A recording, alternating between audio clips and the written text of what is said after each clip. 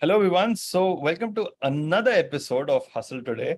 So, today I have another special guest for you, Pooja Jagwani from Baroda. Now, she has a very interesting story because she started her own marketing agency in January this year, and then she joined the DDIP program. She learned how to approach things, and now she has scaled her business in 9 months to almost 3.5 lakh rupees, and now she's looking to expand it and scale it. She has worked with over 20 clients by now. And she's doing what most men and women dream of when they get into marketing. This is inspirational from two perspectives. One is that it is something every marketer wants to do, is to build up an agency of their own. And second, that she's a woman, she's a young girl, and she's been doing it, which is inspiration of its own kind. So why not just get her on the call straight away and learn all those secrets from her to learn how to do what she's doing already? Let's just get her on the call.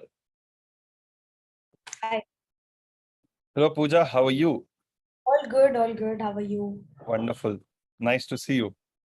Same here. So, what's up this morning? Sorry, it's afternoon now. So yeah, work. Work. Okay. Tell me something about your work. Like, what does it entail? Like, and how do you spend your day as an agency owner? And how do you work? Because let me tell you at this very start, you're doing something that most people want to do, is Right. to run an agency. Anybody gets into marketing, they're like, okay, I'll also start an agency. I'll collaborate with a few people, and then we can make some revenue out of it. So you're doing that, and I'm curious myself more than anybody who's watching this. I'm more curious. So basically, I make a to-do list for the day, like based on what to be done in a day or in a week. So that way, I start my own tasks. What to be done by my own self, what to be delegated to the freelancers, follow up with them. Check my emails, what is happening. So yeah, then I start my tasks. Okay. So yeah. So So in the starting, I am, the solopreneur. Firstly, like the full time, I'm the only one. If you could ask me, I'm working with freelancers. So I have to take all the accountability and responsibility, client calls, making the proposals, client meetings. So yeah, execution. nice. So how many freelancers are you working with as of now? Uh, 3 to 4 based on the client. I've delegated work to niche based freelancers. Nice. And so what sort of clients have you been working with? uh, so uh, so basically our sorry we have LinkedIn marketing as our major weapon. So Mhm, what we do is we work with B2B clients, right? mhm. So that's one. Then we are into social media and content marketing. So if you could ask me, 60% of the business comes from the B2B business Okay. for LinkedIn. Okay. Yeah. Nice. And LinkedIn is like very important for any business to scale. So knowing how to market there and helping businesses, I think that's very important. Great work there. So tell me more about your journey. Like, how did you get into this? What motivated you to think of an agency in the first place? Not as a freelancer, not as a personal brand, straight away agency. What motivated you and what brought you to DDIP? I think it came from me being a Sindhi. Okay. Since my childhood, I've seen, business people only in and Mhm, around me. mhm. So, I've seen how businesses work. It actually gives me a good feeling when you talk about profits and not salaries. So, I just wanted to, and even based on my past work experience also, I wanted to actually directly talk to the clients and, contribute to them. I Mm. have so much into it, so I can contribute to them. So that's that way I right away thought about taking that leap ahead. Awesome. Sorry for this question in the middle itself, but I'm curious now. So, because you said like profits motivate you, and I think it's a great thing. A lot of people shy away from money. I used to, but now in my life, I realize that money is a very good catalyst. Now, how do you behave with it, how life shapes up for you is in your hands. But money is money. It gives you freedom. It has the potential to buy you freedom. So, anyways, how much of revenue have you been making as of now? Like it's been 9 months now. I started in January 2021. It's Mhm. like, if you could ask me, it's around 3.5 to 4 lakh till date. Okay, till date you have made already Yeah. working as a free, like free, like the sole freelancer, and you are working with freelancers. Yeah. So that's nice. That's very nice. And initially, so what motivated you to come to DDIP, and how did it help you? So I was actually that was a normal day. I was working on somewhere I got this ad of the DDIP internship program.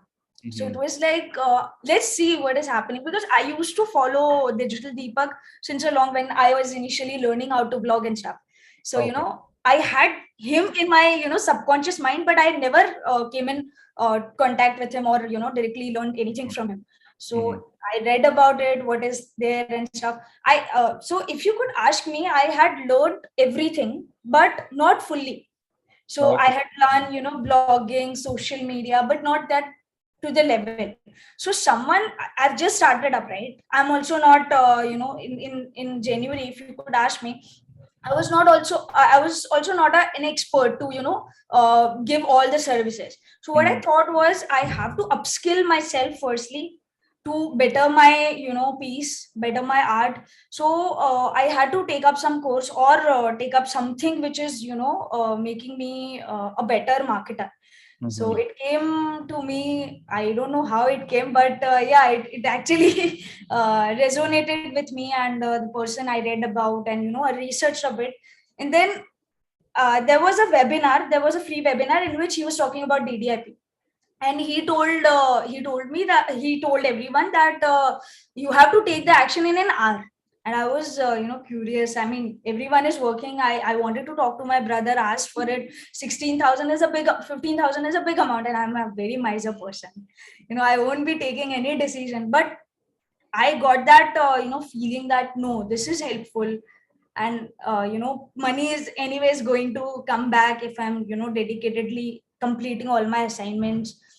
So I took up the call. 15,000 got deducted, but the thing which was the thing that which was credited to my account was knowledge, and that was uh, was worth it. I So relate to that thing that you said, because that's how I came into DDIP. yeah. I had DDs all the courses. I had taken all access pass um, since 2018, I would say. Wow. But that's the thing with courses, right? You have paid, fine, you have the access for the lifetime. You have no like, oh, okay, baad mein karenge, but it never happens. Right, right, And right. then I got this email from DD that, we are launching batch 2 of DDIP, where if you complete the assignments, you take all your money back. I'm like, okay, that's very interesting. I might lose the money because I'm not sure if I'll be able to complete, because I already took the courses and I didn't complete them. I paid some 44,000 for all the courses combined back in the day in 2018 or something, but collectively, but I didn't complete them. So what's the guarantee that I'll pay 15,000, then I'll complete it? But the fact that if I don't complete, I'll lose my money Hmm. was a fear. And that is what I thought, okay, at least it will put me committed to working. Even if I lose the money, I've already paid 44,000, 15,000 more. At least I'll learn a lot, even if I'm not able to complete it. Right. And if I complete by any chance, then I'll get all the money back. So I'm like, this is really, really good opportunity for me. I joined in, and then first assignment itself, I worked very hard. And then I was like, back then they had a different structure. They had assignment wise ranking. Right Okay. now we have, a different. Back then, when I was an intern, the system was per assignment ranking. Okay. I ranked, and then in second assignment, I worked so hard, so hard. It's an understatement to say that I was literally working. I was reading, studying, and working on my assignments for 16 hours, 12 hours, for that 10 days or something that the deadline was. And I came at the top out of Wow. 750, 800 people. I was like, I've never felt like this in my life. And then, I went forward, and now I'm here. with all the things. There's a lot more story there, but then I got to interact with Didi, and today I'm here. So, that the cashback model itself is like a commitment device. Agree. And when you say that it worked for you too, I Yes. feel a sense of relatability that, we both have been there. Nice. So Yeah. anyways, so in DDIP, what did you learn and how did it help you? And to answer to the previous question, you would be glad to know I did all my assignments on the Sunday, so that I do not, yeah, I do not Awesome.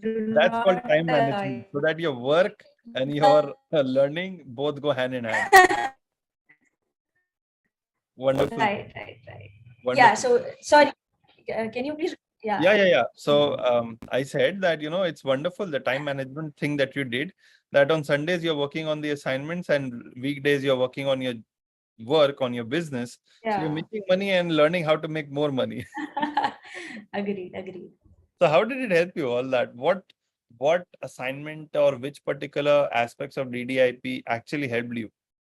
There are two takeaways I would, say that it resonated with me, or I would say that it helped me a lot when it comes to, buzz up marketing, which I am running.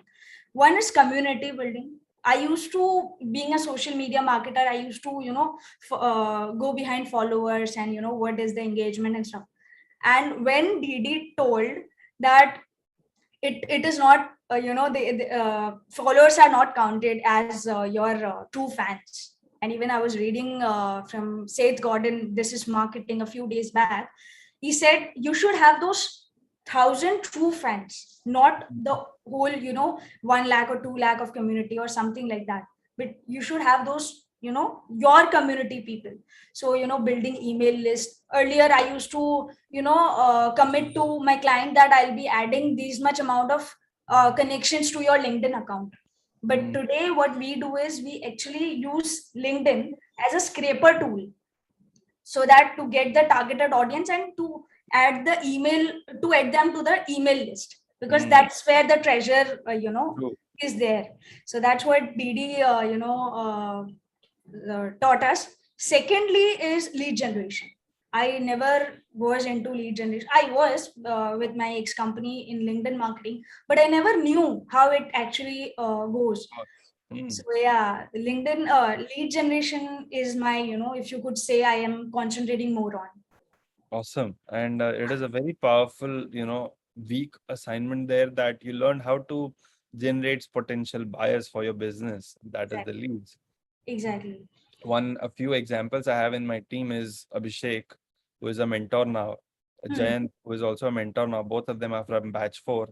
And they utilized week 7, which is the lead generation week, very thoroughly. And when I see people like you, him, and both of them, it is like amazing to see that, a simple week can be so powerful and so impactful if you just take an action. And DDIP forces us to do that. So nice to know about that. Yeah. Great. So tell me about like everything. So how, when you started your agency, okay, even though you are from a business family, but there is still society around you. There's still people around you. You have had your own set of, what is your education background, by the way? BBA and MBA. MBA in finance. Okay.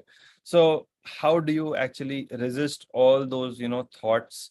And when you start a new business, especially an agency where you have to approach people and everything, you said it was your, that's pitching to clients, but still you must have faced some hurdles. I want to know about those hurdles, because if I want to start an agency, what would be the hurdles that I might be facing and how to overcome them? Sure. So, like, based on my, as I said, I come from a Sindhi community, and what we actually, our fathers are our protectors. We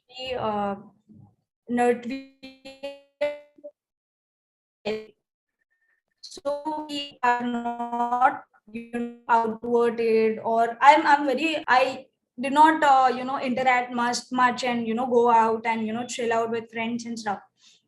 I was with my own thing and stuff. So I thought that I would be a job person or stuff in the childhood or stuff like that happened. So what basically was that burning desire of starting my own thing. Mhm. I never thought that I would go in the market and do some sales, convince people. But because of my, I started with 6,000 a month when I used to intern with a food tech startup, and which was, Awesome. I was second ranker in MBA. I was an MBA and I was second ranker, and I started with that because I Awesome. wanted to do something creative, learn marketing, learn sales. I never dreamt of going in on the ground and asking people to get on the app or stuff. So their Mhm. sales came in my head, and I got that insight that I'm good with sales or I'm good with pitching or stuff. That actually magically came in my journey.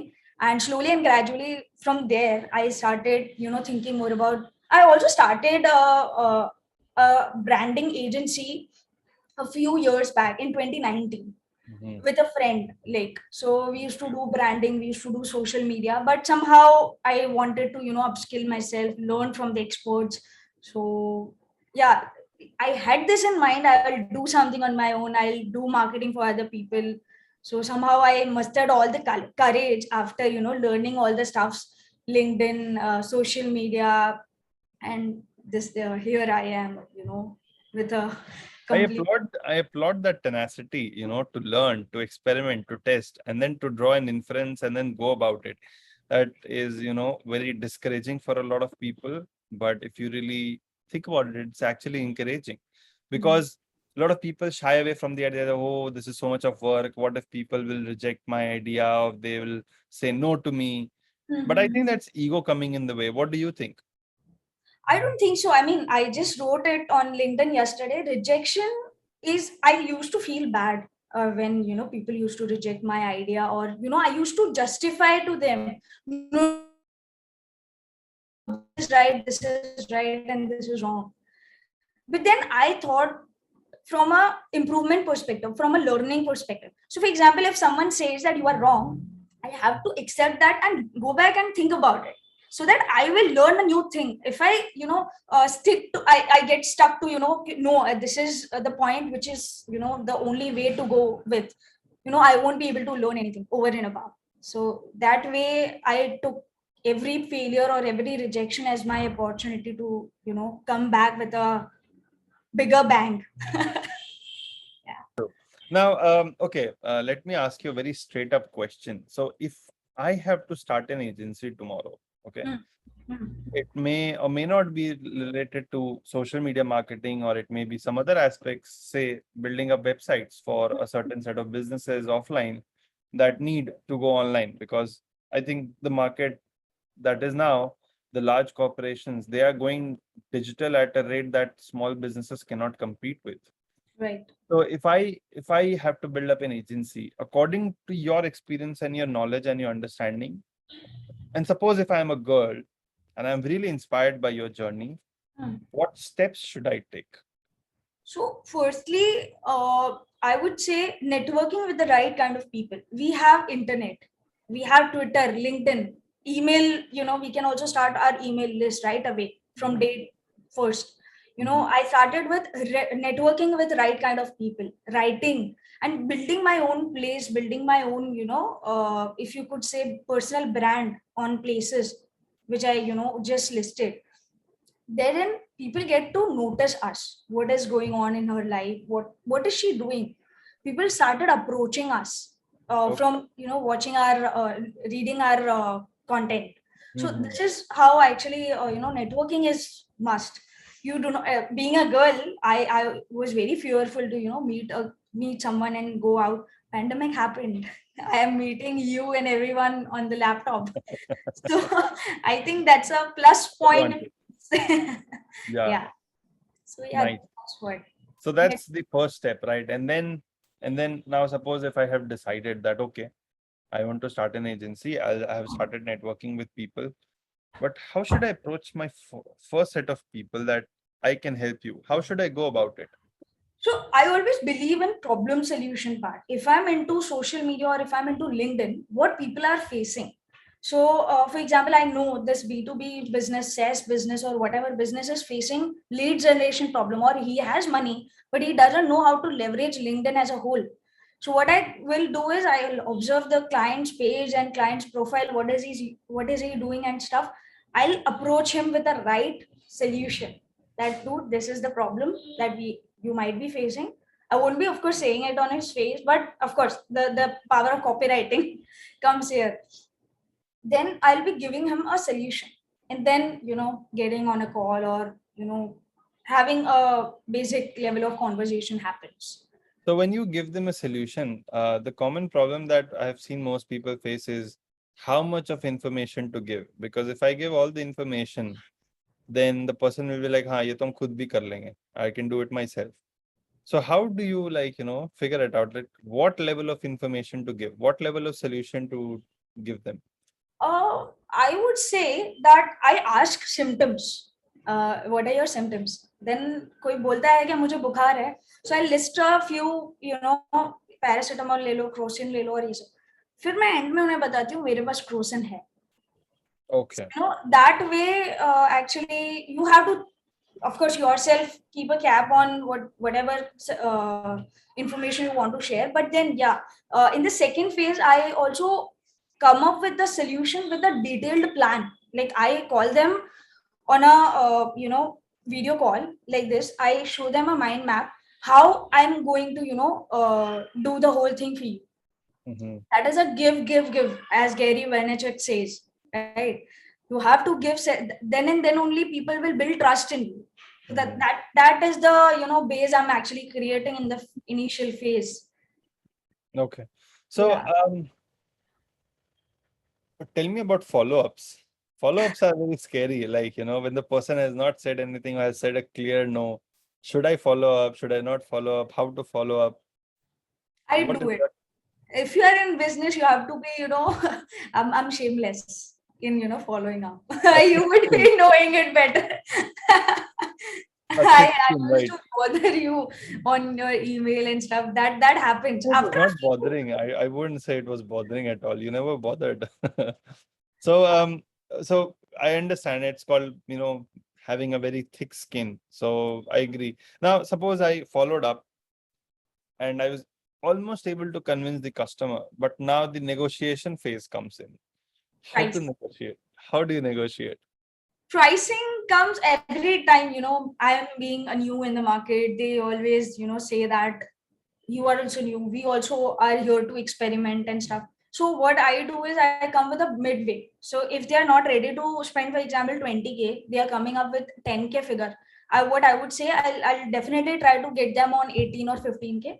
But then I'll also manage a few deliverables for the starting like 1-2 months, and then kickstart the whole thing in the next phase. So what I do is I give them results in the first few months. So then the journey kind of starts. Convince them. Yeah, convince them with the results. Okay. Very, very interesting point. Now, negotiation is done. Now the customer is there. Right. How do you ensure that the person becomes a repeat customer? Because it not only relies on the amount that you charge, it's not just about the work that you deliver. How it's called, something like customer management. How do you manage your customers? Like how do you interact with them, etc., etc.? So personally, I'm a very empathetic person. If you Okay. could, yeah, if you could, say I'm facing this problem, I'm very that can be a setback, weakness of mine also. I'm very bad with saying no. So positive, on the positive side, I tend to be there for them if they need me. Mhm. I schedule their time also. For example, I manage the time where they need me. How am I able to at least be there to respond to them, at least be there for the initial phase of solution to give to them. So that way they are kind of building trust within me, and building that, yeah, she's working, she's doing her work, and she's there to solve our stuffs as well. Because customer आ जाता है, उसके बाद का जो journey start होता है ना, that is where we have to play the game. Retention. True, retention. That's my, essential question. So at this point, if you're okay to reveal, Hmm. what percentage of your customers are you able to retain every month? Okay. So, two clients I'm working with since day one. Okay. Yeah, two retainer based clients. But yeah, the others are literally, for content, it was one time game. So I wouldn't consider them. Got But it. the retainers two are, Yeah, so you have two customers whom you have retained, and I think that's also a part of building up reputation over time. That okay, this person builds up trust over time, and then you have a reputation because these people will then refer other people. Because if I'm your customer every month, and if I am talking to somebody that hey, okay, how do you do your marketing, Divya? I was like, I have this agency that I've hired and I work with them. Just exactly. like, I have this doctor with whom I consult. I have this, trainer with whom I consult. Right, right, right. So that's how your reputation builds. You build up referrals or etc. Right? Okay. Mhm. Now another question is now, apart from all this written and everything, you also want new customers, right? Because you don't just want to work with one set of customers. So when you have new customers that you want to bring in, Mm. um, how do you approach the market? Is it cold calling that you would recommend me if I have to do it? Of course, it will depend on the industry and the niche that I'm in, but is it direct cold calling or joining groups? Like what, how should I find new clients? One is LinkedIn, Okay. inbound and outbound, like cold Mhm, calling, the mixture of both basically. I've built content as well on mhm, LinkedIn, on my blogs, on Twitter. mhm. I am super active on all those platforms because since I'm taking that business, I have to, be active and showcase as an authoritative image. First is that, and second is cold calling. I approach it through the right kind of audience that I want to work with. So yeah, LinkedIn cold calling and email cold calling. So how do you prevent using social media from taking over your time? When you have to be on all these social media and there's a flurry of text and posts and feed on your feed, and you have to be there for business, you have to interact, you have to read the feeds and the post, but still save your time. Like it gets a lot of it gets very messy for a lot of people. I've tried it, and which is why I left social media for 6 months or something like that. Yeah. So how do you prevent, like, what's the secret sauce that you have for yourself? I consider that as a part of my job. So I have the scheduled time for I'll be using Pooja Jagwani's LinkedIn profile for this much amount of time. For these are the tasks I completed within whatever time I put in, and Twitter. Same goes with Twitter as well. So that way it eventually gives you a discipline of uh, Mhm. setting up the time. So I have to be there to comment what people are, to reply to the comments, to post things and what is going on in the market, what others are posting. So yeah, this is where my research starts. One question again. Sorry, I have a ton of questions because No, you are no. doing what. If how do you figure out this is the customer I want to work, this is not the customer I want to work? Because in my experience, I've realized working as an entrepreneur and as a content writer and now in a job, you cannot work with everybody. Do you It's believe in it? And if you cannot work with everybody, you have to ensure that the people you work with are only the people whom you want to work with. Because once you accept money from somebody, it becomes a liability. You are answerable. hmm. How do you make this choice that no, even if the offer is lucrative, I'm not going to work with this person? Firstly, we get to know, right, if it's possible from my end or not. In the initial phase, I used to think that let's take it, we learn and give back. I'm not, faking it up that I know everything. There is an aspect called collaboration. In this industry, what we do is we have a partner concerns. So, Mhm. for example, if I want to create a video, animation video, I do not have someone on board who can do the stuff. I partner with an agency or partner with a freelancer who will be helping me with the videos, kind of a thing. So I take up the client because I know what it takes to create a video. So that basic knowledge you should know, Mhm. that you can do and you can deliver the stuff which is out of my purview. For example, PR is out of my purview. I can't really say SEO is out of my purview. I won't be able to, take up those projects and, did not value, did not give, do not give the value back. So yeah, the things which I'm comfortable with, I take it up. And secondly, if you could say, you only taught us the buyer personas concept. So yeah, we actually have a ready buyer persona in hand. That way we actually select our clients to work with. I thank you for bringing that up. Now, I have another perspective on this that I want anybody who's listening this to know, because even though I know a lot of things, but I still want to hear other people's opinion, because see, you are running an agency. You have a different perspective, even if it is in a very minuscule way. There are some differences between my approach and your approach and somebody else's approach. Of course. I asked the set of questions that I'm asking you are almost somewhere about the same questions I asked to other people. And I'll keep asking them why, because you have a set of your experience from your own point of view in your own place with a own set of customers that you have. And that is something that I can never get.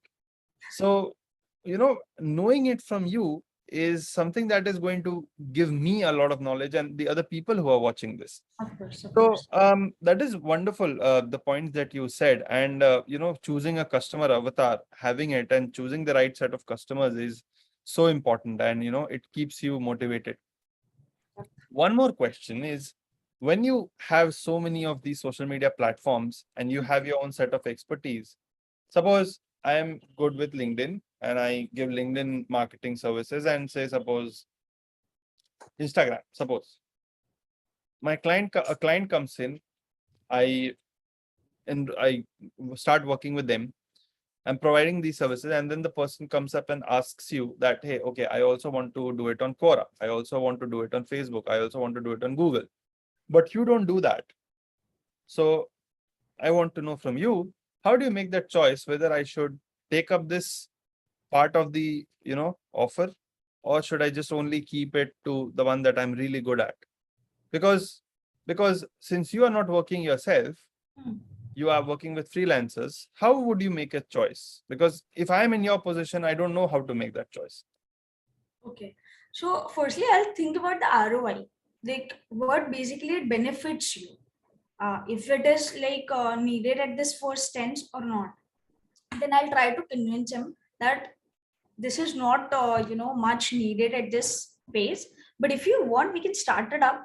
Then I'll have to, go back to research if that's in my purview. I mean, that if that's possible from my end, I'll be doing it, in house, or I'll have to, ask for the experts. So, I will go back and tweet that any core experts, I want to work with you. So kind of things happen actually. So it's, yeah, we experiment for a few months, then we see that if it's working or not, we should Got take it. it up in-house. So actually we have to be open and adaptable to this kind of industry people, because they don't want to work with many vendors. True. They want That that is the everything should reason be why done. I asked that question. Yeah.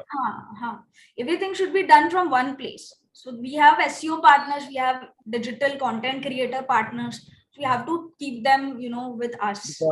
Because if two social media platforms are being handled by one agency and the other ones by other agency, then there might be some disconnect in the whole messaging on two platforms Right, of exactly. the same brand. And then customers will be like, what are they doing? What is this brand doing? They say two kinds of things in two different ways on two different platforms. Right. So yeah, and that was the reason why I asked that question. Interesting. Great. Thank you so much, Pooja, for all of this information, because it, gives me an idea on where I can start, and it also motivates me to look at things from that, another perspective of how to go about things. Wonderful, Pooja. Any few suggestions, or okay, one more question is, what is the best part about running an agency? One best part, if you have to highlight. One point, and there are many actually. Just give me Uh, one point, the one that comes up above all. I tend to learn from all industries, because marketing person is the one who is, getting connected with industry A, industry B, industry C. So I researched about all of my clients by my own. So I get all of that knowledge. So that's the great thing I've been grateful. And what is the most toughest or the challenging thing about running an agency? Follow-ups, clients, approvals, freelancers, the whole execution, the whole management is really tough. Nice. So, what is your message for anyone watching this video and who wants to follow your footsteps? Suppose even if somebody joins DDIP and they go about it, but after DDIP, they want to get started. We have bonus modules and everything that you have gone through everything. But from you, because if somebody inspired by you, what is your message for them? This was what that was lacking in me. Execute it, start. There is no harm in starting. What worst can happen is you will fail, but you can stand up again and do something else. This is not a shop, brick and mortar company. You kept it. Website hai, band kar dena. Very nice. Start. Thank you so much, Pooja. You are certainly an inspiration for a lot of girls, young girls, and a lot of young men, and people of my age too, or anybody who wants to, start an agency and, scale their businesses. So it's going to be great. Now, since you are working with freelancers and a lot of people would want to reach out to you, so how they can reach out to you? Can I share my email ID or stuff? So you can just let us know what is your email ID and they can just approach you. Yeah, it's BuzzUp Marketing, BuzzUpMarketing 21 Okay, so they can reach out to you. Great. And, amazing to know about your journey and the beautiful message that you had that just get started. Just do it, right? Just like Nike says, just do it. What will happen the worst is that things will go wrong, but you can always start again. And read books. It goes without saying because books are like condensations of, all the years of knowledge. Like right now, if I ask you, say, give me a masterclass for 10 hours, right? It's going to be a task for you. Right. But what if you automate it without actually going digital is just by a book, right? So book is an offline version of automation. Right. Because once you have published a book, you have condensed those 10 hours of knowledge into that one piece, which can be replicated and anybody, even after you have passed away, can read that. And you can just download all that information from somebody who lived like 10,000, 5,000 years ago, 2,000 years ago, or somebody you can get your message to somebody 5,000 years from now. Right. So that's the beauty of books. I agree. Nice. Wonderful. Thank you, Pooja. It was wonderful talking to you. All the very best for the future and more success to you. Thank you for having me. Yep. Bye.